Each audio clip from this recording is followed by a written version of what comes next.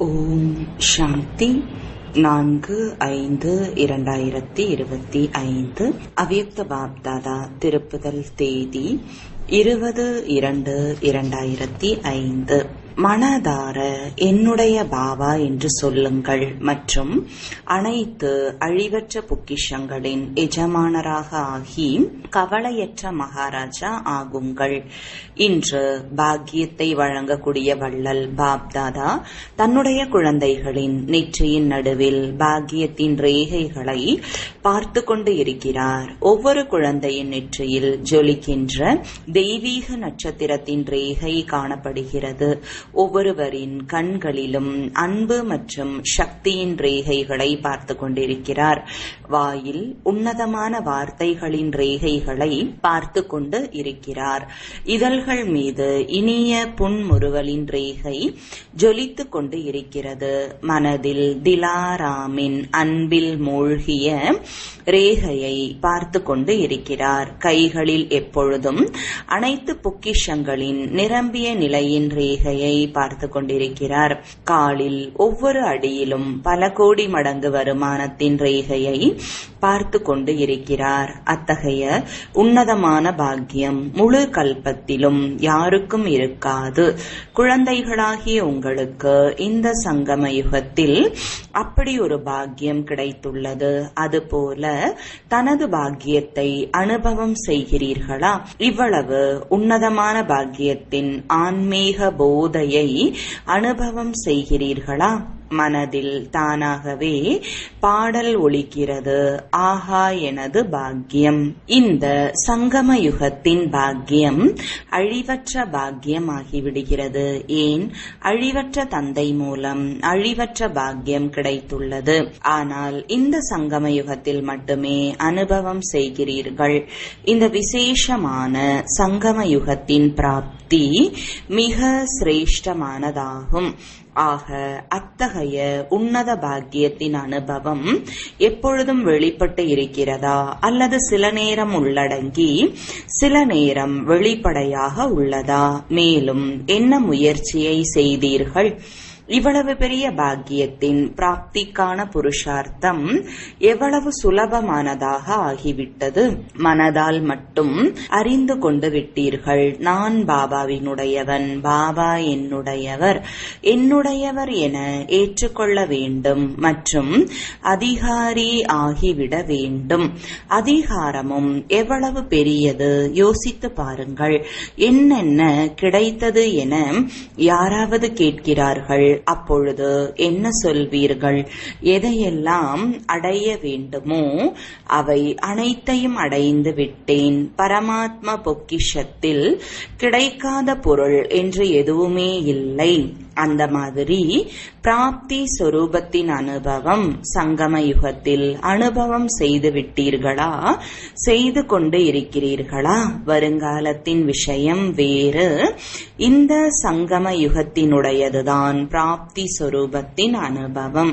சங்கம யுகத்தில் அனுபவம் செய்யவில்லை என்றால் வருங்காலத்திலும் அது இருக்க முடியாது. ஏன்? வருங்கால பலன். ஆனால் பிராலப்தம் இந்த புருஷார்த்தத்தின் சிரேஷ்ட கர்மத்தின் மூலம் உருவாகிறது. கடைசியில் அனுபவ சொரூபம் ஆகிவிடுவீர்கள் என்று கிடையாது. சங்கம யுகத்தின் நீண்ட கால அனுபவம் இது. ஜீவன் முக்த நிலையின் விசேஷ அனுபவம் இந்த சமயத்தினுடையது ஆகும். கவலையற்ற மகாராஜா ஆவதன் அனுபவம் இப்பொழுதுதான். ஆக அனைவரும் கவலையற்ற மகாராஜாக்களா அல்லது கவலை உள்ளதா? யார் கவலையற்ற மகாராஜா ஆகி இருக்கிறீர்களோ அவர்கள் கைகளை உயர்த்துங்கள். ஆகிவிட்டீர்களா அல்லது ஆகிக் கொண்டு இருக்கிறீர்களா? ஆகிவிட்டீர்கள் தானே. என்ன கவலை? எப்போது வள்ளலின் குழந்தைகளாக ஆகிவிட்டீர்களோ எந்த கவலை மீதி இருக்கிறது?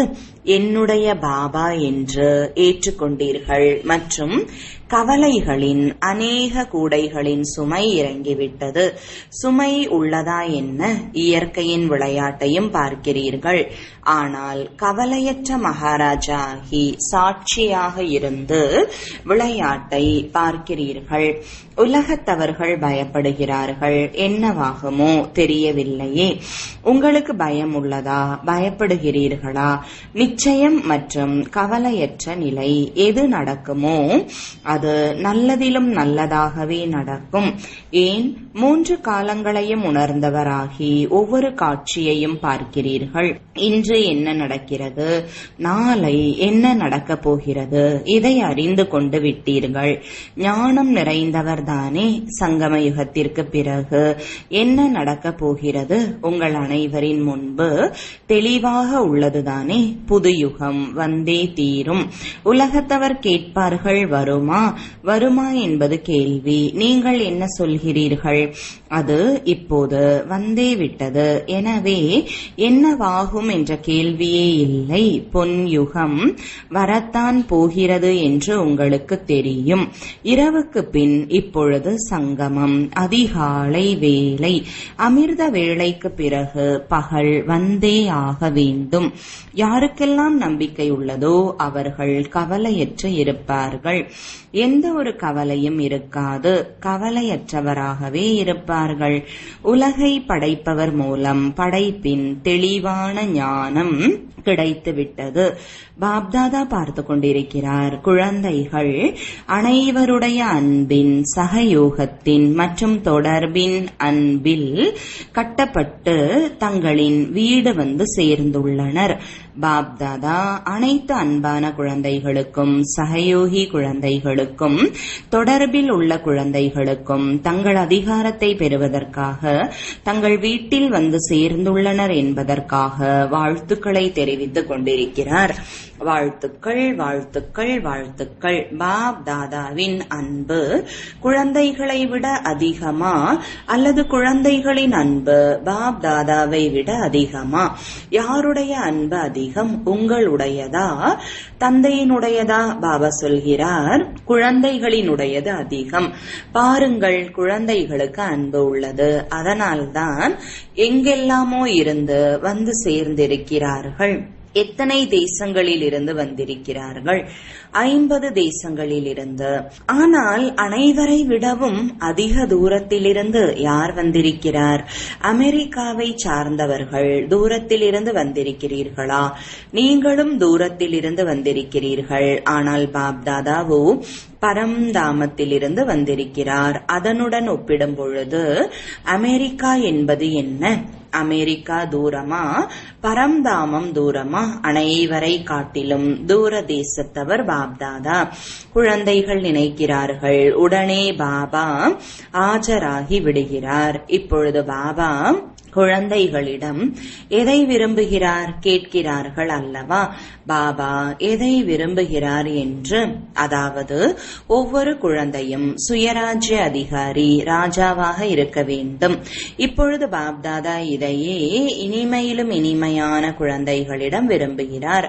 அனைவருமே ராஜாக்களா? சுயராஜ்யம் உள்ளதா? சுயத்தின் மீது ராஜ்யம் உள்ளதுதானே. சுயராஜ்ய அதிகாரி, ராஜா ஆகி இருக்கிறேன் என யார் புரிந்து கொண்டு இருக்கிறார்களோ அவர்கள் கைகளை உயர்த்துங்கள். மிக நன்று. பாப் தாதாவிற்கு குழந்தைகளை பார்த்து அன்பு வருகிறது. 63 பிறவிகள் அதிகம் உழைத்திருக்கிறார்கள். துக்கம், அமைதியற்ற தன்மையிலிருந்து விடுபடுவதற்காக. ஆக பாபா இதைதான் விரும்புகிறார். ஒவ்வொரு குழந்தையும் இப்பொழுது சுயராஜ்ய அதிகாரி ஆக வேண்டும். மனம், புத்தி, சம்ஸ்காரத்தின் எஜமானராக வேண்டும். ராஜா ஆக வேண்டும். எப்பொழுது விரும்புகிறீர்களோ, எங்கே விரும்புகிறீர்களோ, எப்படி விரும்புகிறீர்களோ அப்படி மனம், புத்தி, சம்ஸ்காரத்தை மாற்றம் செய்யக்கூடியவராக இருக்க வேண்டும். மன இறுக்கமற்ற வாழ்க்கையின் அனுபவம் எப்பொழுதும் இமர்ஜாகி இருக்க வேண்டும். பாப்தாதா பார்க்கிறார், சில நேரம் மர்ஜாகி விடவும் செய்கிறது. யோசிக்கிறார்கள், இதை செய்யக்கூடாது, இது சரி, இது தவறு என்று. ஆனால் யோசிக்கிறார்களே தவிர சொரூபத்தில் கொண்டு வருவது இல்லை. யோசிப்பது என்றால் உள்ளடங்கி இருப்பது, சொரூபத்தில் கொண்டு வருவது என்றால் வெளிப்படையாக ஆவது. சமயத்திற்காக காத்திருக்கவில்லை தானே. சில நேரம் செய்கிறீர்கள், ஆன்மீக உரையாடல் செய்கிறீர்கள். அப்பொழுது குழந்தைகள் பலர் கூறுகிறார்கள், நேரம் வந்தால் சரியாகிவிடும். நேரம் என்பது உங்களது படைப்பு, நீங்களோ மாஸ்டர் படைப்பவர் அல்லவா? ஆக மாஸ்டர் படைப்பவர் படைப்பின் ஆதாரத்தில் செல்வது இல்லை. மாஸ்டர் படைப்பவராகிய நீங்கள் சமயத்தை அருகில் கொண்டு வர வேண்டும். ஒரு வினாடியில் மனதின் எஜமானனாகி மனதிற்கு கட்டளையிட முடியுமா? முடியுமா? மனதை ஒருமுகப்படுத்த முடியுமா? முற்றுப்புள்ளி வைக்க முடியுமா? அல்லது வைப்பது முற்றுப்புள்ளி, ஆனால் அது கேள்விக்குறி ஆகிவிடுகிறதா? ஏன், என்ன, எப்படி, இது என்ன, அது என்ன என்பது போல ஆச்சரியத்தின் ஒரு சிறு அளவு கூட இருக்கக்கூடாது. முற்றுப்புள்ளி, ஒரு வினாடியில் புள்ளியாகி விடுங்கள். வேறு எந்த முயற்சியும் தேவையில்லை. ஒரு சொல்லை மட்டும் பயிற்சியில் கொண்டு வாருங்கள். பாயிண்ட் சொரூபம் ஆக வேண்டும். வீணானவற்றிற்கு முற்றுப்புள்ளி வைக்க வேண்டும். மற்றும் என்ன மகா வாக்கியம் கேட்கிறீர்களோ அந்த கருத்தை பற்றி சிந்தனை செய்ய வேண்டும். வேறு எந்த ஒரு கஷ்டமும் இல்லை. புள்ளியை நினைவு வையுங்கள், முற்றுப்புள்ளி வையுங்கள், புள்ளியாகிவிடுங்கள். இந்த பயிற்சியை நாள் முழுவதும் இடையிடையே செய்யுங்கள். எவ்வளவுதான் மும்முரமாக இருந்தாலும் இதை செய்து பாருங்கள். ஒரு வினாடியில் புள்ளியாக முடியுமா? ஒரு வினாடியில் முற்றுப்புள்ளி வைக்க முடியுமா? எப்பொழுது இந்த பயிற்சியை அடிக்கடி செய்கிறீர்களோ அப்பொழுதுதான் வரவிருக்கும் கடைசி சமயத்தில் முழு பாயிண்ட்ஸ் பெற முடியும். பாஸ் வித் ஹானர் ஆகிவிடுவீர்கள். இதுதான் பரமாத்ம படிப்பு, இதுதான் பரமாத்ம பாலனை. ஆக யாரெல்லாம் வந்திருக்கிறார்களோ, முதல் முறை வந்திருப்பவர்கள் என்றாலும் சரி, யார் முதல் முறை சந்திப்பதற்காக வந்திருக்கிறார்களோ அவர்கள் கைகளை உயர்த்துங்கள். அநேகர் வந்திருக்கிறீர்கள், நல்வரவு. எப்படி இப்பொழுது முதல் முறை வந்திருக்கிறீர்கள் அல்லவா? அப்பொழுது முதல் நம்பரும் பெற வேண்டும். வாய்ப்பு உள்ளது. நீங்கள் யோசிப்பீர்கள், நாமும் இப்பொழுதுதான் முதல் முறையாக வந்திருக்கிறோம், நமக்கு முன்னால் வந்திருப்பவர்கள் அநேகர் இருக்கிறார்கள்.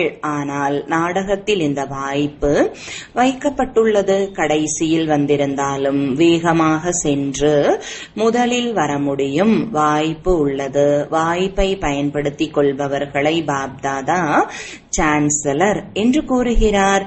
எனவே சான்சலர் ஆகுங்கள். வாய்ப்பை பயன்படுத்திக் கொள்பவர் ஆக வேண்டுமா? சான்சலர் ஆவோம் என நினைப்பவர்கள் கை உயர்த்துங்கள். வாய்ப்பை பயன்படுத்திக் கொள்பவர் ஆவீர்களா? ஆஹா, வாழ்த்துக்கள். பாப்தாதா பார்த்தார், இங்கோ யாரெல்லாம் வந்திருக்கிறார்களோ அவர்கள் அனைவரும் கை உயர்த்தி கொண்டு இருக்கிறார்கள். பெரும்பாலானவர்கள் கை உயர்த்தி கொண்டு இருக்கிறார்கள். வாழ்த்துக்கள், வாழ்த்துக்கள். பாப்தாதா வரக்கூடிய இனிமையிலும் இனிமையான மிக மிக அன்பான குழந்தைகளை விசேஷமாக நினைவு செய்துள்ளார்.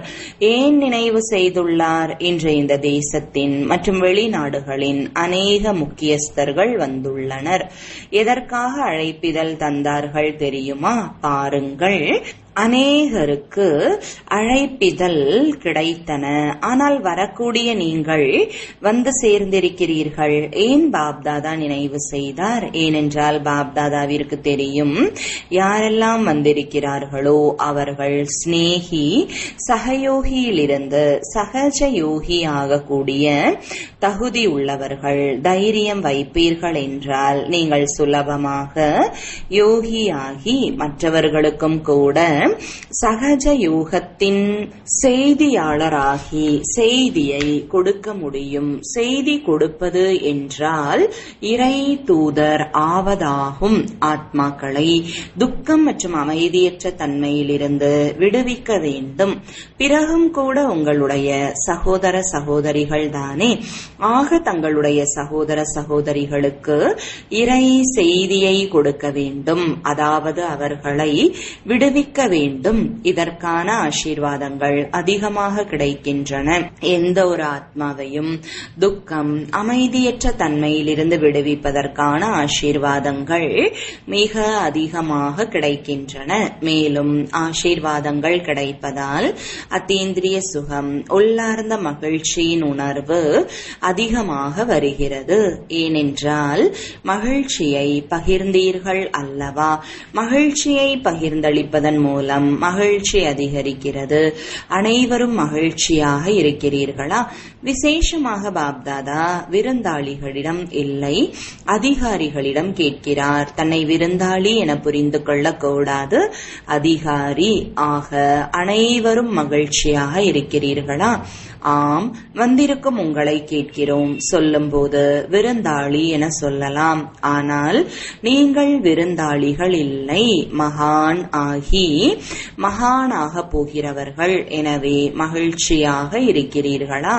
மகிழ்ச்சியாக இருக்கிறீர்கள் என்றால் கை அசையுங்கள். அனைவரும் மகிழ்ச்சியாக இருக்கிறீர்கள். இப்பொழுது போய் என்ன செய்வீர்கள்? மகிழ்ச்சியை பகிர்ந்தளிப்பீர்கள் தானே. அனைவருக்கும் நன்றாக மகிழ்ச்சியை பகிர்ந்தளிக்க வேண்டும். எவ்வளவு பகிர்ந்தளிக்கிறீர்களோ அவ்வளவு அதிகரிக்கும். சரி, நல்லது. நன்றாக கைத்தட்டுங்கள். இப்பொழுது எப்படி கை தட்டினீர்களோ அதுபோல எப்பொழுதும் மகிழ்ச்சியின் கைத்தட்டல்கள் தாமாக நடந்து கொண்டே இருக்கட்டும். பாப்தாதா எப்பொழுதும் ஆசிரியர்களுக்கு கூறுகிறார். ஆசிரியர்கள் என்றால் அவர்களின் தோற்றத்தின் மூலம் வருங்காலம் காணப்பட வேண்டும். அத்தகைய ஆசிரியர்கள் தானே. நல்லது. இல்லறத்தில் இருப்பவர்களாக இருந்தாலும் சரி, சேவைக்கு நிமித்தமாக ஆகியிருந்தாலும் சரி, அனைவரும் பாப்தாதாவிற்கு சமமாக ஆகக்கூடியவர்கள், நம்பிக்கை புத்தியுடைய வெற்றியாளர்கள். நல்லது.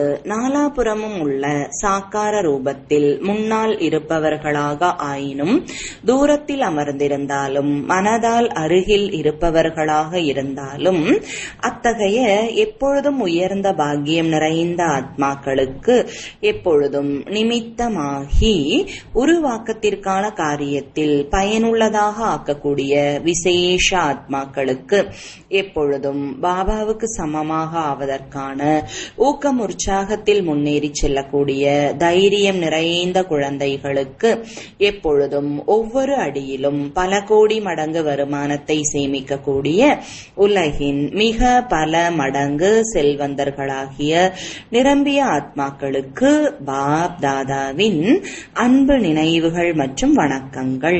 ஆன்மீக தந்தைக்கு ஆன்மீக குழந்தைகளின் அன்பு நினைவுகளும் வணக்கங்களும். இரட்டை வெளிநாட்டில் நிமித்தமாக உள்ள பெரிய சகோதரிகளிடம் நல்லது. சேவைக்கான நிரூபணம் கொடுத்து கொண்டிருக்கிறீர்கள். இதன் மூலம்தான் சப்தம் பரவும். அனுபவம் சொல்வதால் மற்றவர்களின் அனுபவங்களும் அதிகரிக்கும். ஆக பாப்தாதா மகிழ்ச்சி அடைகிறார். வெளிநாட்டு சேவையில் நிமித்தமாக இருப்பவர்கள் நல்ல ஊக்கம் உற்சாகத்துடன் சேவையில் மும்முரமாக இருக்கிறார்கள். இந்த தேசத்திலிருந்து சென்றிருக்கிறார்கள். ஆனால் வெளிநாட்டினரின் சேவையை அந்த மாதிரி நிமித்தமாகி செய்து கொண்டு இருக்கிறார்கள்.